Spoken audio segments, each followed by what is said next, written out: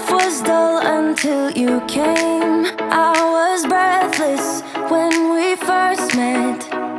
Couldn't keep my hands away. I was speechless when we first met, yeah.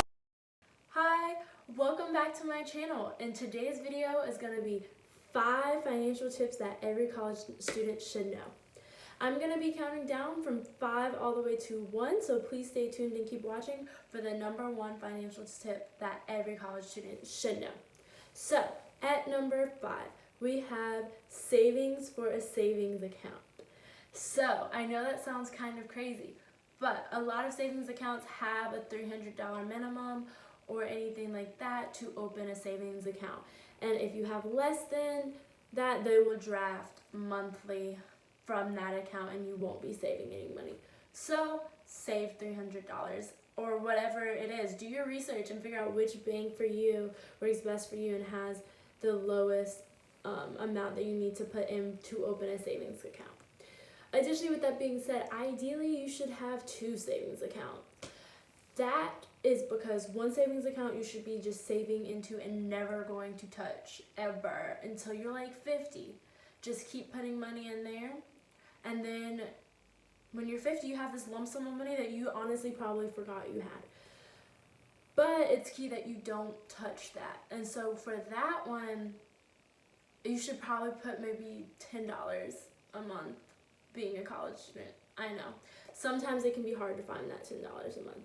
But most importantly, before you set up that, you should set up a savings account for your immediate future. This means that you should have a savings account ready for if there's a disaster like this coronavirus, or you're unemployed for some amount of time, and that savings account should be able to sustain you at least 3 months out. I know it's kind of unrealistic being a college student, but you should have savings just in case, your car breaks and boom, it's a $800 bill that you don't have money for, but you have savings for. So ideally, out of the 2, I'd do the immediate future first, and then definitely get a second one when you become more financially independent to be able to, so that you can save for your long-term future. Tip number 4, and this would be way to save or just automatic draft. With Wells Fargo, we have an automatic draft called Way to Save. I don't know what other banks have, but this is an automatic draft from your checking account into your savings account. And you can set it for as frequent as you want and how much you want. Now, that money that you set for how much you want, not many places will let you lower that. So it needs to be something that you can definitely do. But you can always raise it, but once you raise it, you cannot lower it. So it needs to be a number that you can actually do. So for me, I have one for $25. I think I have 2 for $25. One at the first of the month and one like halfway through the month.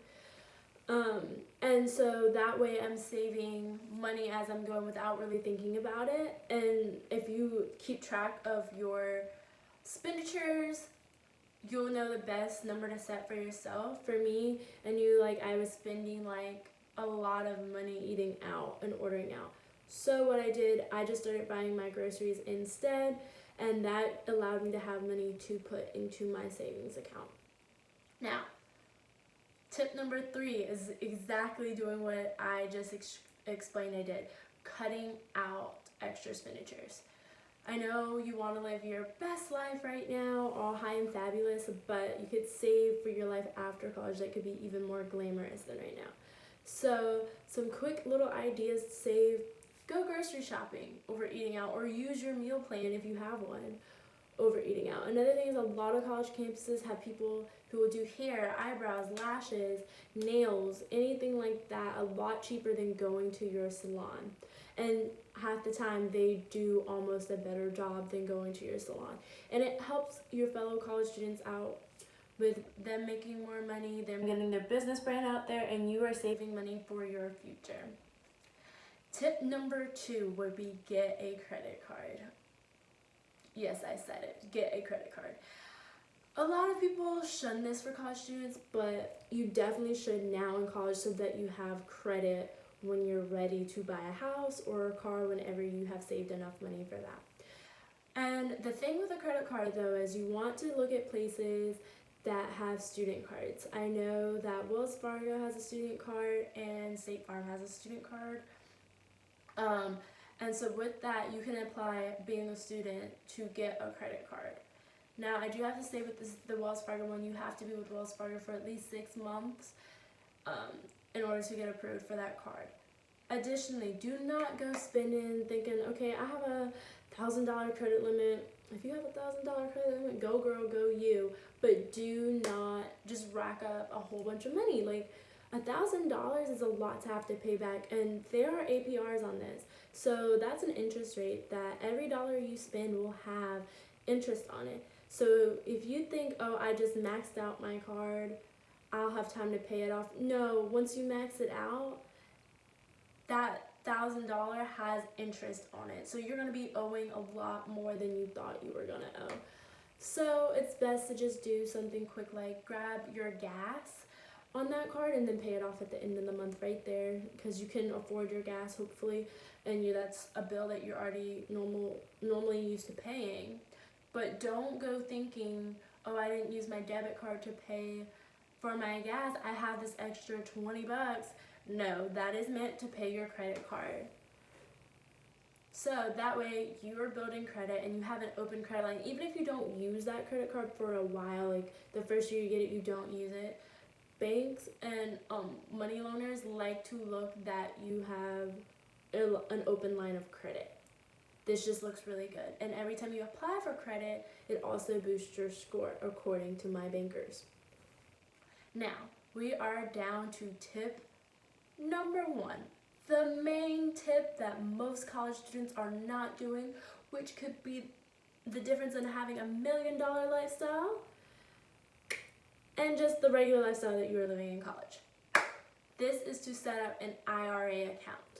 This is a retirement account that is outside of retirement accounts that happen when you enter the business world and when you enter like salaried jobs with benefits. So this retirement account is something that you can put in if you only had $10 a month, like I said before, especially after you cut some things out, like waxing nails done and going to someone on campus and getting it done, or eating out all the time and eating in the dining hall or cooking food. You'll have that extra money to put into an IRA account, and every few years what you have in that account doubles. So then you have twice the money that you put in there. And so if you are starting your IRA account now and don't touch it again until you're 65 and 70, when you start off in those first 4 years of college, you'll have a lot of places you'll have just under $1 million for $1 million at retirement. I know that sounds crazy, but a lot of retirements have like a 12% interest rate. So by the time you're 65, when you're 20, for decisions you made when you're 18 and 20, $1 million. But if you wait until you're 35, finally got a job with benefits, finally getting a job that offers retirement, a 401k, you're not gonna have nearly as much money because you just spent at least 15 years missing money that you could have been saving. Additionally, with an IRA account, this is separate from your 401k when you do get a job. So this is additional retirement money that you could be saving. And it's really hard for a lot of us younger people to grasp this concept of delayed gratification, but it's totally worth it. For that dream house you always wanted, potentially even retiring early and living off that money is whatever you want to do with it. It's your money. So I definitely encourage you to take advantage of all those 5 tips. I'm going to run through them quickly again. Savings for a savings account, auto draft, cutting back, a credit card, and an IRA account. I don't know why I just counted backwards like that instead of just like, I don't know. That was weird. But I hope those really helped. And I know I'm over here talking about don't get your nails done from somebody professional, save your money. Walmart, auntie. Walmart, okay? Those little glue-on nails from Walmart. Okay, it was like $5. I did it myself.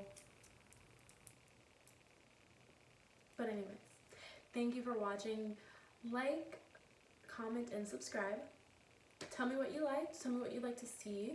And also, I just want to thank you all for your support so far. This was something I never thought I could do, and I'm actually doing it, and I just want to thank you guys so much. Bye.